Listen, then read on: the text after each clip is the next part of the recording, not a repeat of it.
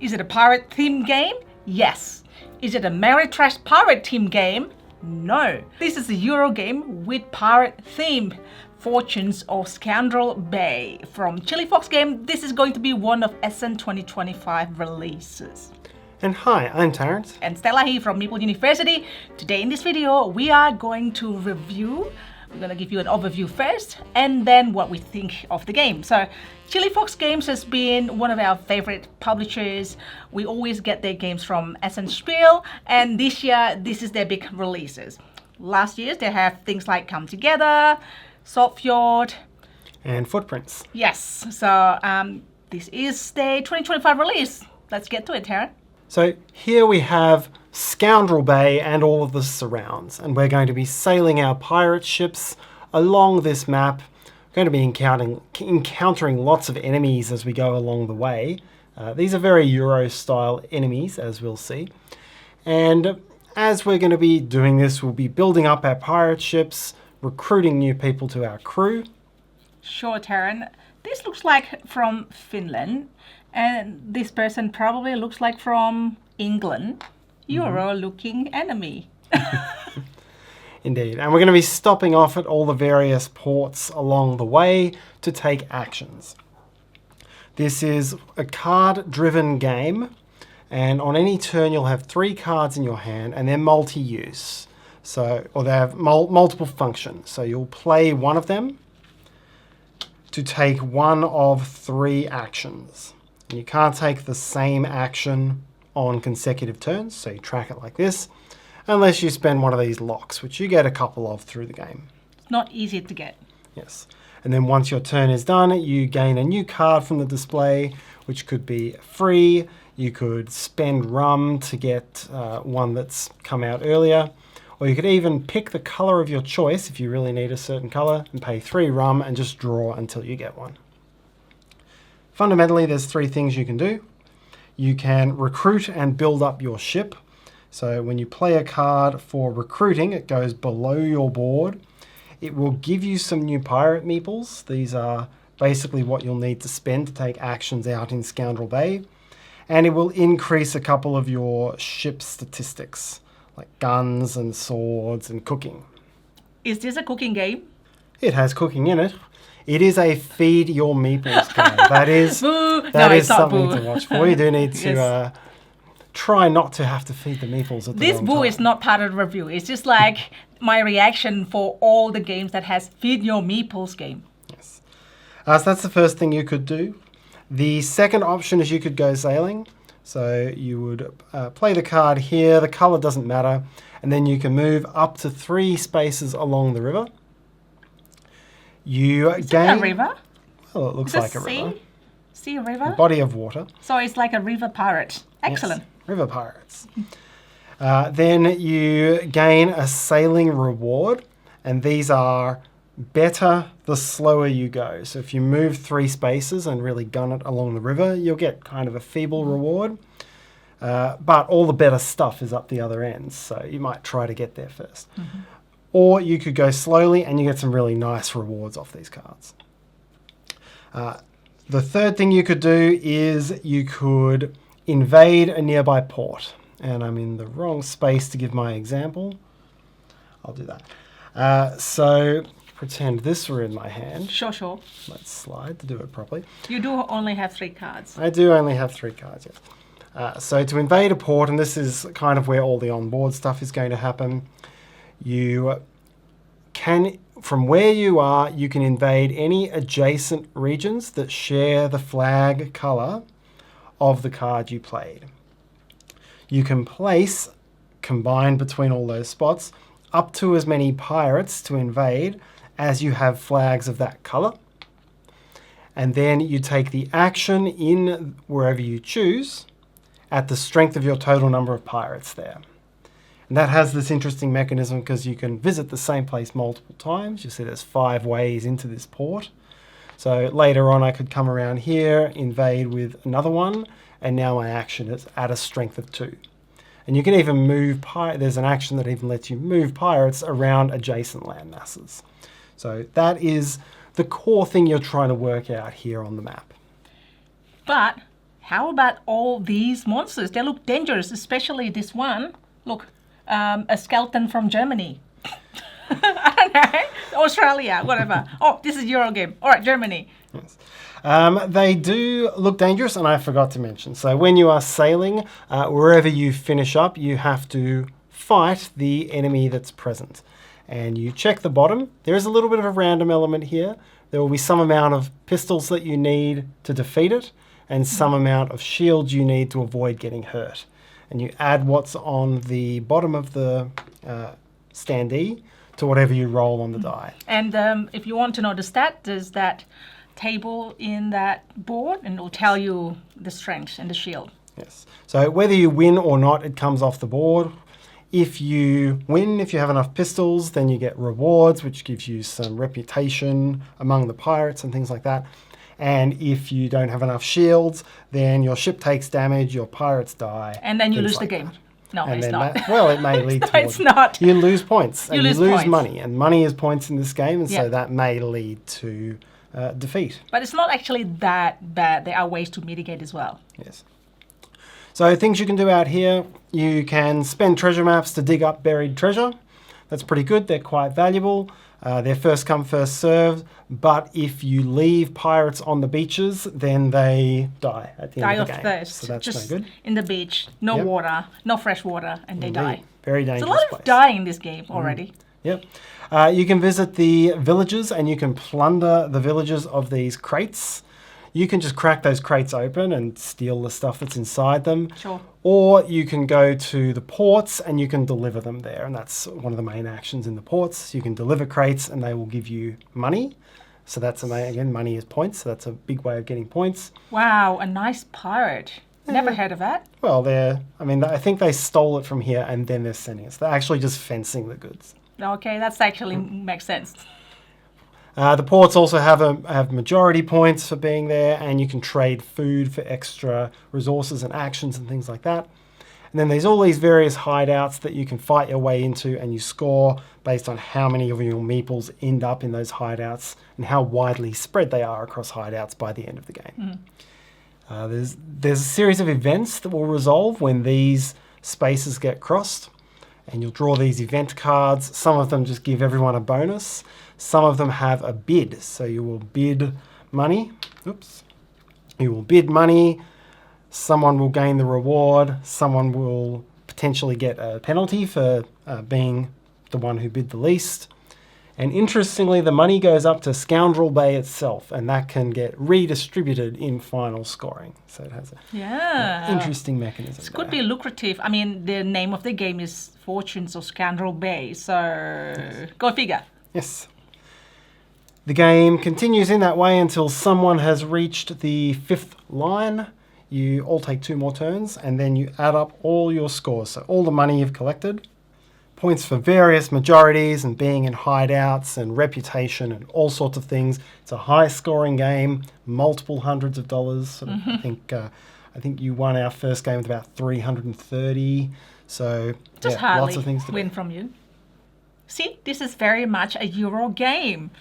You are with multi-use cards. There's, well, you do this. It's kind of like Scythe a little bit. You need to pick one action, and then the next turn you need to pick a different action. And then you engine build. At the bottom here, the more you have, the stronger your action is potentially at some locations. And then you have this, I don't know, like they are shooting, but they're like Euro shooting. There's not like very big, massive battles, like very easy, very quick to resolve, and just, what is it? Gun versus gun, shield versus shield, and then... Yeah, you can probably think of it as being a Feast for Odin-y style of die rolling. So it's going to... You weigh up luck a little bit in terms of whether you'll take a bit of a penalty or gain a bit less of a reward, but it's not going to stop you taking your action or sink your ship or anything catastrophic. Yes, and the track advancement, obviously, Euro-style track advancement is really satisfying, where you just, there are different stats you can advance, and then if you max out, you're not going to waste it, you advance your track. There are lots of stuff in the game if you first see it, but it's actually not that complex. No, it's not. It's not that complex. It's an interesting puzzle over the whole length of the game to work out where you want to put things and where you want to specialize. But ultimately, yeah, the actions will come to you pretty quickly as you go. Yes, I'll talk a little bit about the interaction and the timing, because that's always something that interests me, is how interactive is a game, or in what ways is it interactive. And on the surface, this isn't that interactive. It's more things you're racing for. So if you're the first to go into a certain space, you're the one who gets to fight that monster, or you're the one who has to suffer that monster, depending on whether you're strong enough to do that or not. The buried treasure is a race, but the crates are not a race. They keep getting replenished. Ports are not a race because you can always do what you want there. And in fact, you kind of want to hang back from a port standpoint, because then you know how many meeples to put there to win the majorities. However, if you're racing ahead, all the good stuff is up at the end. And you want to get there and leave the other players fewer turns to get there. So if you get towards the end where it's dangerous, you can control when the game ends, you can try to get the higher scoring things and leave other people behind. And I really like that. That has a very Maracaibo-y sort of feel. If you remember in Maracaibo, you can move short distances and then you get to take more village actions at once. Here, if you're moving short distances, I alluded to this before, the actions on the cards that let you sail are much stronger, but you're going to be down the low end of the board for much longer. I'm going to follow that with my own note in terms of timing. So there's a really good balance for building your engine, which is getting your actions very strong, play the recruit actions a lot, and then having lots of meeples, but you're going to end up with cannot feeding your meeples, and that's going to hurt you quite badly. So if you see one player keep building their engine without moving, and then the other player can just like move forward fast, and then they're going to trigger this, they're going to go past this, trigger feeding the meeple action, and then you're screwed. So that balance there is really good. And then the person that's actually rushing ahead as well, they're probably going to be struggling as well, potentially, because that means that the engine is not that strong, and then they don't have lots of flag, and they haven't actually been doing anything around here if they're racing forward. Yep, or they haven't been building up their cooking capabilities, so they don't actually generate much food. It was very amusing the first time we played, and we were like, all right, I've got 10 meeples, I've got 11. Yes. Hang on, the moment one of us crosses that line, we're going to have to pay heaps and heaps of food.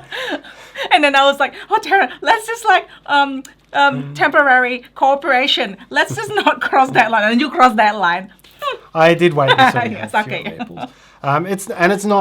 It's not game breaking to do that. Yeah. Meeples get sick. It means you can't use them for one feeding cycle, but if you've got enough food by the second feeding cycle, then you can heal them. Yeah. Or let them die. It takes 2 consecutive non-feedings for them to die. Yeah, and I thought that shooting the monster is hard, but it's actually not that hard. Especially, it's quite easy to gain a mitigation token that lets you reroll the die. Yep, that's the pirate ring, also a wild resource. I honestly scared of dice rolling, right? And like every time, like I swear, you can fetch for me that I roll badly. If I need high, I roll low. So in this game, I had no issue. I had enough mitigation, and it's like sometimes at some point you rush ahead, and sometimes I rush ahead. At the end, it's good to actually fight the monsters. You get the track advantage. You get some bonus for fighting monsters, and you kind of want that. Yeah, lots of good stuff up there for pirate reputation. Yeah, because like that reputation, look at that. There are 40 at the top there. If you keep gaining it, you get 5 points. 5 coins or 5 points. Points is coins. Coins are points. So that's really, really interesting that, you're going to have to look around. So I guess the interaction comes from looking around at your opponents, see where they are at. Do you think they are going to race their head and then cause you misery? Yes. I mean, not that misery, but yeah. The game's got a really nice, it's just restrictive enough, I think. You have 3 cards in your hand. There are 4 different colors.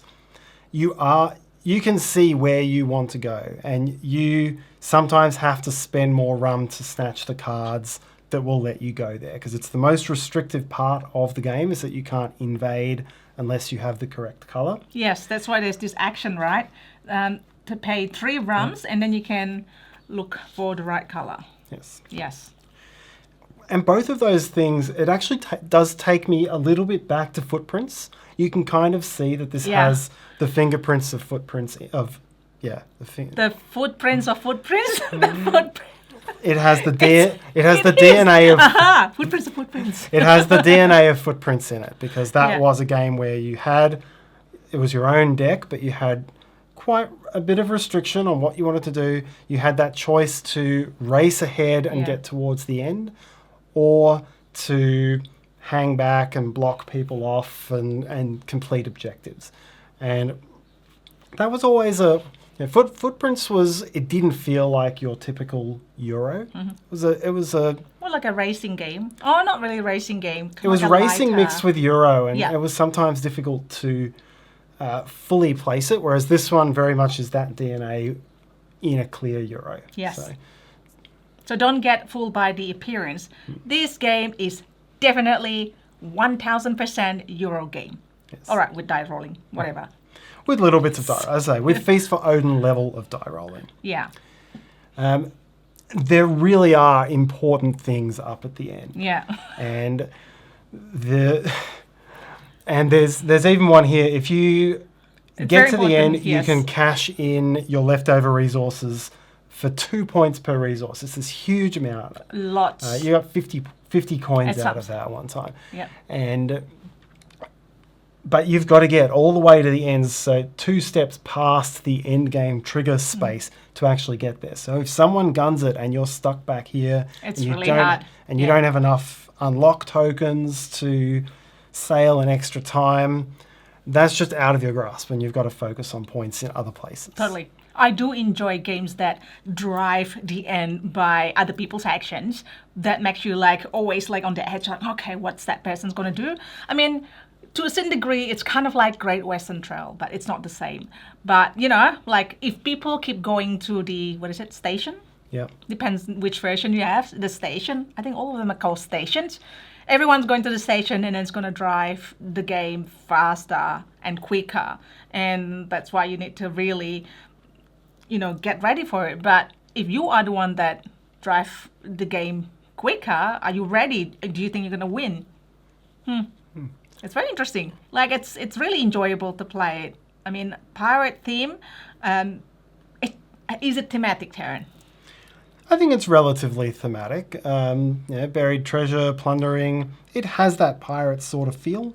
Feeding your pirates. I think it does fit. I think it fits within its theme very well. Yeah. The one thing that may surprise you on your first time through, it certainly did on our first time through, neither of us was gunning to the end. We were just la la la, do everything, get good majorities here, I'll deliver 3 cargoes here. Oh, I'm out of pirates. We both ran out of pirates when we were about here, and we're this game is designed to gun it a little bit faster along the track, because we were at the point where we didn't have the meeples left that you needed to invade to even do these good things up here. Yeah. So this limit, I'm sure with experienced players you'll get nowhere near this limit, but as you're slow, if you really slow play, you will run out. Yeah, I mean, this is you don't want to have you don't want to hoard lots of pirates here. That means you have to feed them. But then if you're out of it, all the good stuff at the end you're probably going to miss. So that's sort of so up your cooking skill, but then up your fighting skills. And this is why it's your engine is up more, because you're la la la la la, but then when you gun in it, it's not as quick. Yeah, because and you're more likely to take damage and things like that. Yeah. There are also some extra modules that you can add into the game. So there are objectives that you can race for, and they'll give you upgrades. You have a captain who's worth 2 strength when invading, and there's also powers you can give to that captain. And so you have a player power while your captain's with you, and then you score an objective when the captain leaves. It doesn't add that much extra complexity to the game, but it adds these extra things to think about. Yes, Captain and I do particularly like the ones where you are racing for specific objectives, because you've got pirate, you've got buried treasure, and you could choose whether to do it or not. But if that's one of your objectives, then you've got specific things to go and race each other for. So that's a nice addition. You say Captain 8. It's like this one, Lemon 8. So is this game worth getting? I think so. If you like, if you like the sound of what we just described and reviewed.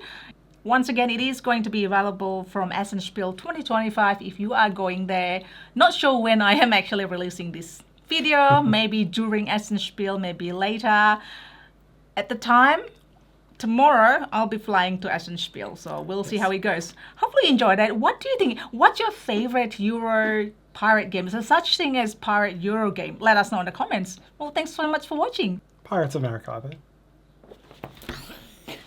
That is totally true. Okay, beside Pirates of Maracaibo, what else? Pirate theme Euro game. No, stop it. That's it. Thanks for watching. Bye.